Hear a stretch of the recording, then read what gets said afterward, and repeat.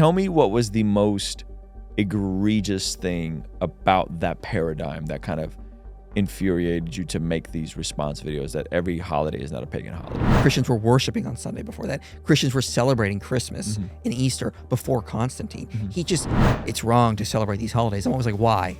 How are you sinning? What is actually going on there? And then you get these... Ruslan. When you say fundamentalist, how would you define that term? So I define it more as how sociologists define it, because that's the research I've been in a lot lately. And they define it as like someone who's going to take a strict literal reading of the Bible. You hold a very fringe views, not mainstream Christian. So fundamentalist tends to be people more on the outskirts that take literal readings of the Bible. They have certain traditions that they hold to. Like those women have to dress a certain way, kind of thing. You have to believe a certain way. It's not mainstream Christianity, according to sociologists. Yeah. And then would you identify, not denominationally necessarily, but like kind of as an evangelical, neo-evangelical? Would that be a fair assessment of folks that aren't fundamentalists that are mainstream Christians? I mean, mainstream Christians are going to be, I would define them as orthodox. Within lines of orthodoxy. Yeah, Catholic, so not necessarily evangelical. No, Catholic, Orthodox, Protestant. Okay. So Catholic, Orthodox, Presbyterian, Lutheran, Anglican up until recently. They kind of went off the deep end, as we all know. Baptists, these kind of groups. Got it. And then you have the fundamentalist Baptists, which I would say are on the fringe. Yeah. So, and where does the title of neo-evangelical play into that category? I mean, I would say a lot of evangelicals are Christian. Got you. Some of them can go a little off into the charismatic region. Yeah. But most evangelicals, I would say, are Christian. Got you. You start doing these pagan videos. Tell me what was the most egregious thing about that paradigm that kind of infuriated you to make these response videos that every holiday is not a pagan holiday? Because fundamentalists were telling Christians, don't celebrate these holidays because you're sinning. God hates it when you hide Easter eggs or when you let your kids go out and get candy on October 31st. And I'm like, this is just antithetical to biblical theology, to biblical ethics. This is, Christ gave us a spirit of victory, not a spirit of fear. The devil has no power in candy. He's got no power in Christmas presents. What are we afraid of? Yeah. It was just absurd to me. It was clearly legalism. It was bringing back this Pharisaic mindset that we have to do certain rituals to please God that are just beyond the confounds of Scripture. And it was terrifying because it's just you're giving the devil ground that he does not have. He does not own Easter. He does not own Christmas, Valentine's Day. And we're just going to let him take those? No, let's use them to honor God. Yeah. Because there's nothing wrong, nothing inherently sinful about him. And so when fundamentalists say things like, it's wrong to celebrate these holidays, I'm always like, why? How are you sinning? What is actually going on there? And then you get these ad hoc, quite frankly, stupid arguments that just come across as just, they have not done any research and they're living in fear. It's terrifying, and I don't want them to thrust it on the rest of the church. Yeah. Do you think some of this, because when I've had these conversations, it seems like it really comes down to who are your sources? Yeah. Right? And kind of like I don't say competition, but a ranking of who are credible scholars and who are non-credible scholars. Because they have their scholars, or quote unquote scholars, right, that they'll pull from. But then, is that what you say, like the crux of it was going to go down to is who you're going to cite as scholars? Yeah. I mean, they don't have scholars, really. Okay. You can find a random historian saying, yeah, Christmas is pagan, but when they don't ever give sources. Got it. Every scholar I can find that actually gives you citations will say there's no evidence any of these holidays. Halloween, Christmas, Valentine's Day, Mother's Day, Easter, none of them go back to paganism. And I have the primary sources to show that. Yeah. You can find a random guy on the History Channel's website saying, yeah, it's pagan. Yep. But they say it without evidence. They just make these blatant statements. Yeah. And then what about this whole assertion, and we talked a little bit about Constantine yesterday, but this whole assertion that like Constantine assimilated everyone because he wanted to use Christianity as like a political tool, and that's how we got these hybrid holidays. Yeah, it's pure and utter nonsense. Okay. First of all, Constantine converting to Christianity was more of a liability in that day and age. It didn't help him control the masses. At the time, historians will note that maybe 5% of the Roman Empire was Christian. Right. So you could think of it like the president today becoming like a member of like, some obscure religion like Zoroastrian. Like let's say the president just became a Zoroastrian today. Like, oh wow, like that would be, it's an obscure religion that very few Americans have. So wouldn't really help him. It'd be more of a liability. Yeah. Same with Constantine. Okay. So the military and the pagan elite at the time were not Christian. Very few were, and the Christian church had just been under serious persecution, where they lost land. There was nothing Constantine really had to gain from converting to this. So it probably was more of a genuine conversion, which is interesting. And he comes in.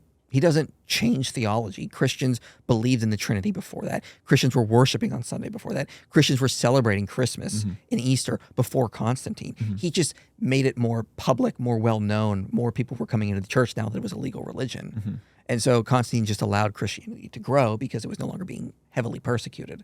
And thank God for that. Yeah. Hey, you want to see something crazy? 67% of the people who watch this channel are not subscribed. Do me a quick favor, make sure you hit that subscribe button so you stay up to date on all the videos here on the Blessed God Studios channel. So there's no basis of truth to any of the combining Roman things with Christian things to kind of make everyone happy. That's not. There's no basis to that at all, other than maybe some obscure, petty things.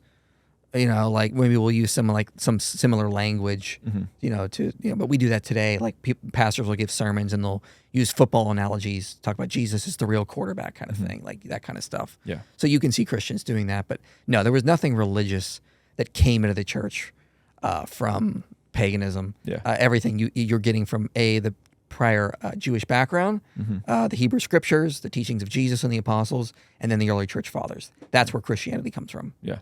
Yeah. So you mean to tell me Easter is not pagan? No, it's very not pagan. Okay. No, it's basically the holiday. Easter is Christian in origin. The reason why we call it Easter in Germanic and English languages is because it comes from the months Ostermonat, which was basically the month that fell around April. So people just started calling it, the Ostermonat celebration, got shortened Easter. Anything outside of Germanic and English languages, they call it the Pascha, or some sort of derivation of Passover, because that's what it was based on. Jesus was crucified at Passover, so it's the Pascha celebration. Yep. I think we say something like that in Russian too. Yeah. Yeah. So it doesn't come from paganism. It comes from celebrating the resurrection. They'll try to draw connections to bunnies and rabbits and eggs. The god of Esther, something like that. So there was a Germanic spring goddess named Ostra, and she may have been named for the month. So the month Ostermonat may have been named after that goddess. Yeah.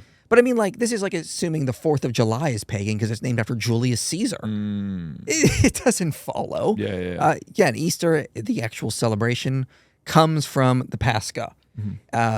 We know nothing about this goddess other than she was a spring goddess in Germanic regions. Yeah. We have no evidence she was connected to eggs or bunny rabbits. Bunny rabbits don't become associated with Easter until about the 1500s. And what happens is you'd see Easter, you'd see rabbits in spring. Quite often when the Easter celebration was going on, they were often associated with the Virgin Mary, so that came out. Eggs came from Lent. In the Middle Ages, they wouldn't eat animal products during Lent. But eggs, if you hard-boiled them, could save. So towards the end of Lent, they'd start saving the eggs, and then they decorate them around Easter. So this is all Christian stuff in origin. Yeah. Nothing we have in modern-day Easter goes back to paganism. Interesting. The one I find most egregious is when people say St. Patrick's Day is pagan, which is so funny because St. Patrick was a missionary that goes here and to Ireland and immerses himself in their culture and their customs, but the majority of Ireland ends up becoming converted because of him. Yeah. What are your thoughts on St. Patrick's Day kind of being lumped in with that? Well, I mean, it's a much later holiday than St. Patrick that was sort of like retrojected onto the past. Yeah. Like honoring saints. St. Valentine's Day, same kind of thing. Does it come back to like the 1300s, long after paganism.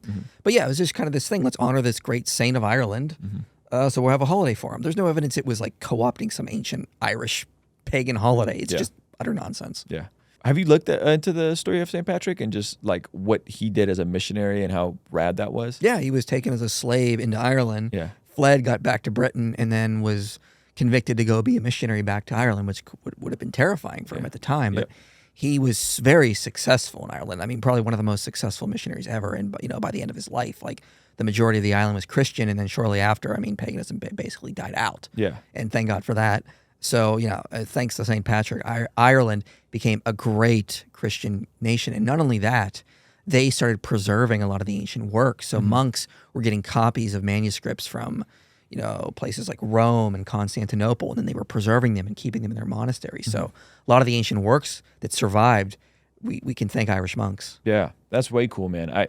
I've always seen him as just someone that there's a lot of inspiration to glean from, as someone that wants to reach people in culture, how to do that without crossing the line of sinning, but at the same time being present and engaged with people right where they're at, meeting them right where they're at, contextualizing the gospel to them right where they're at. Yeah. I think that's a thing that I've always appreciated about St. Patrick. And it sucks that Christians will take it and be like, that's pagan, And the thing is that the human mind is not like coincidences. Yeah. It is not like things not having meaning. Mm-hmm.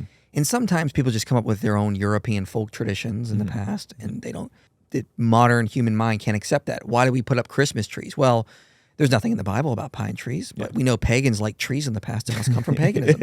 And you can kind of appreciate that. You can have a little sympathy for that mentality. Yeah.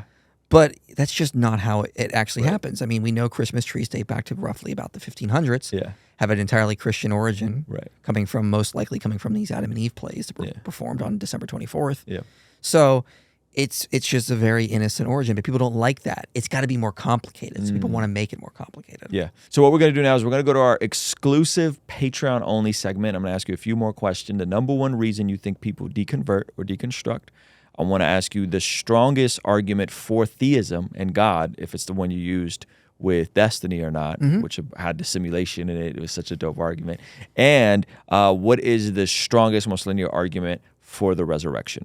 So, hey, if you enjoyed this video and you want to see the full extended version of this podcast, be sure to sign up for our Patreon community for only $5 a month. It'll really help us continue contextualizing the gospel using YouTube, media, and podcasting. And in exchange, you will get full unedited versions of the podcast, of our daily after party streams, a discount for our merch store, and exclusive access to our private Discord server. It's only $5 a month. The link for Patreon is in the description of this video, as well as the pinned comment below. Again, hit the link in the description, sign up now, and I'll see you over there, all right? Peace.